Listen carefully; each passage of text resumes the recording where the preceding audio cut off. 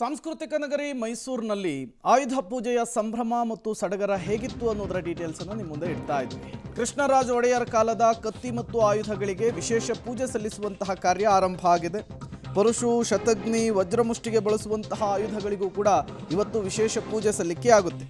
ದುರ್ಗಾದೇವಿ ಹಿಡಿದಂತಹ ಆಯುಧಗಳ ಪ್ರತೀಕವಾಗಿ 32 ಆಯುಧಗಳನ್ನು ಈಗಾಗಲೇ ಸ್ವಚ್ಛಗೊಳಿಸಿ ಅವುಗಳಿಗೆ ಪೂಜೆ ಸಲ್ಲಿಸುವಂತಹ ಕೆಲಸ ಮೈಸೂರಿನ ಅರಮನೆಯ ಆವರಣದ ಒಳಗೂ ಕೂಡ ಅದನ್ನು ತರಲಾಗಿದೆ. ಈ ಆಯುಧಗಳಿಗೆ ವಿಶೇಷ ಪೂಜೆಯನ್ನು ಸಲ್ಲಿಸಿದರೆ ರಾಜನಿಗೆ ವಿಜಯ ಪ್ರಾಪ್ತಿಯಾಗುತ್ತೆ ಅನ್ನುವಂತಹ ನಂಬಿಕೆ ಈ ಹಿಂದಿನಿಂದಲೂ ಕೂಡ ನಡೆದುಕೊಂಡು ಬಂದಿದೆ. ಅದೇ ವಾಡಿಕೆ ಈಗ ಮತ್ತೆ ಮುಂದುವರೆದಿದೆ. ಬಳಿಕ ಪಟ್ಟದ ಆನೆ, ಕುದುರೆ, ಹಸು, ಅರಮನೆಯ ಖಾಸಗಿ ಕಾರುಗಳಿಗೂ ಕೂಡ ವಿಶೇಷ ಪೂಜೆ ಸಲ್ಲಿಸುವಂತಹ ಕೆಲಸ ಆಗುತ್ತೆ.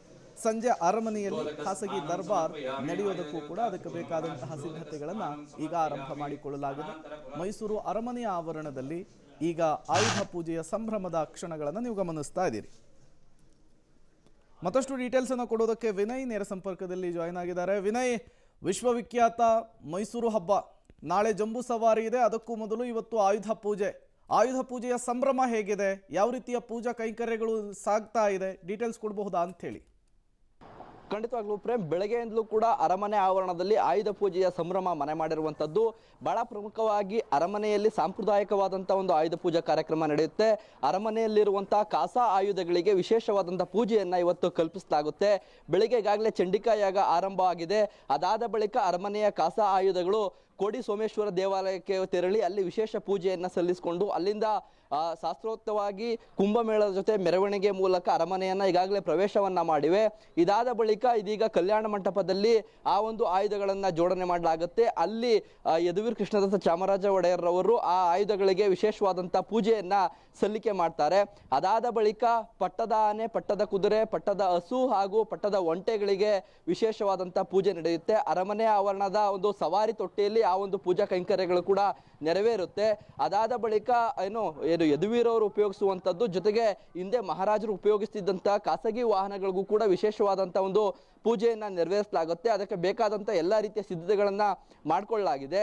ಚಂಡಿಕಾ ಯಾಗದ ಪೂರ್ಣಾವತಿ ಬಳಿಕ ಸುಮಾರು 11 ಗಂಟೆ ವೇಳೆಗೆ ಈ ಒಂದು ವಿಶೇಷವಾದಂತ ಒಂದು ಆಯುಧ ಪೂಜೆ ಸಂಭ್ರಮ ಅರಮನೆಯಲ್ಲಿ ನಡೆಯುತ್ತೆ. ಅದಕ್ಕೆ ಬೇಕಾಗಿದ್ದಂತ ಎಲ್ಲಾ ರೀತಿಯ ಸಿದ್ಧತೆಗಳನ್ನ ಮಾಡಿಕೊಳ್ಳಲಾಗಿದೆ. ಈಗಾಗಲೇ ಪಟ್ಟದ ಆನೆ, ಪಟ್ಟದ ಹಸು, ಪಟ್ಟದ ಕುದುರೆಗಳೆಲ್ಲವೂ ಕೂಡ ಅರಮನೆ ಪ್ರವೇಶ ಆಗಿರುವಂತದ್ದು. ಕೋಡಿ ಸೋಮೇಶ್ವರದಲ್ಲಿ ಪೂಜೆ ಸಲ್ಲಿಸಿದ ಬಳಿಕ ಅಲ್ಲಿಂದ ಹೊಸ ನೀರನ್ನ ತೆಗೆದುಕೊಂಡು ಹೋಗುವಂತ ಮೂಲಕ ಇದೀಗ ಅದನ್ನ ತೆಗೆದುಕೊಂಡು ಹೋಗಿ ಪೂಜೆಯನ್ನ ಸಲ್ಲಿಸಲಿಕ್ಕೆ ಎಲ್ಲ ರೀತಿಯ ಸಿದ್ಧತೆಗಳನ್ನ ಮಾಡಿಕೊಳ್ಳಲಾಗಿರುವಂತದ್ದು. 9ನೇ ದಿನ ಆಯುಧ ಪೂಜೆ.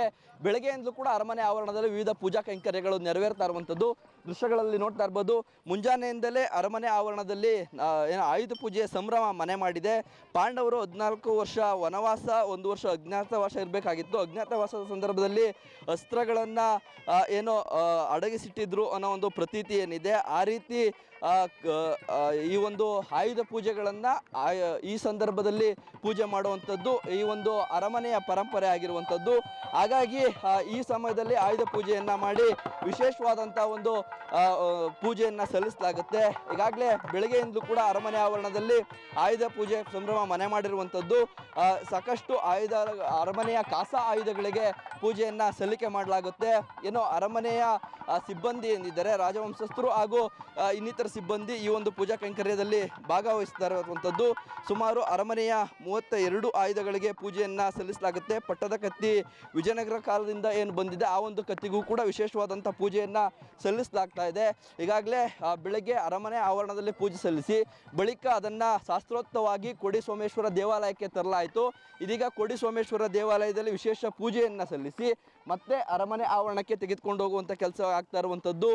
ಈ ಒಂದು ಅರಮನೆ ಆವರಣದಲ್ಲಿ ಪಲ್ಲಕ್ಕಿಯಲ್ಲಿ ಈ ಆಯುಧಗಳನ್ನ ತೆಗೆದುಕೊಂಡು ಹೋಗುವಂತ ಕೆಲಸ ಆಗ್ತಾ ಇದೆ. ಭೃಷಂಡಿ, ಪರಶು, ಶತಘ್ನಿ, ವಜ್ರಮುಷ್ಟಿ ಕಳಗಕ್ಕೆ ಬಳಸುವಂತ ಆಯುಧಗಳನ್ನ ಪೂಜೆಯನ್ನ ಸಲ್ಲಿಸಿ ಇದೀಗ ಮತ್ತೆ ಅರಮನೆ ಆವರಣಕ್ಕೆ ತೆಗೆದುಕೊಂಡು ಹೋಗುವಂತ ಕೆಲಸ ಆಗ್ತಾ ಇದೆ.